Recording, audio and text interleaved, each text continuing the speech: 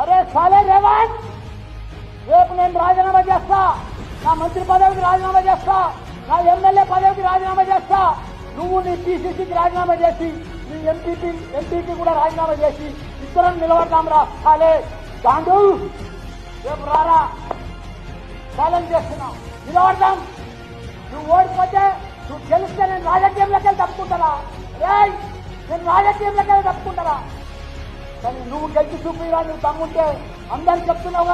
మీరు రేవంత్ రెడ్డి కొంచెం పర్సనల్ గా మాట్లాడుకున్నారు కానీ ఆయన ఈరోజు ముఖ్యమంత్రి అయ్యారు, ఏం చెప్తారు మీరు? దానికి దీనికి సంబంధం లేదే. ఆయన మంచి ఫ్రెండ్ నాకు కూడా. మేమిద్దరం తెలుగుదేశంలో ఉన్నాము, ఆయన మంత్రి అయ్యిండు, నేను ఎమ్మెల్యే అయినా, అంతే కదా. కలిసి విష్ చెప్పారా? విష్ చేశారా మీరు? కలుసుకున్నాం, విజ్ చేసినాం, అంతే అయిపోయి. ఏమన్నారు రేవంత్ రెడ్డి గారు? హాయ్ మల్లన్న అన్నాడు. హాయ్ మల్లన్న అన్నాడు. ఓకే సార్, మీ పైన కేసు బుక్ అయింది, ఎఫ్ఐఆర్ బుక్ అయింది, దాని గురించి ఏం చెప్తారు? అది అవాస్తవము. ఆ ల్యాండ్కు నాకు సంబంధం లేదు.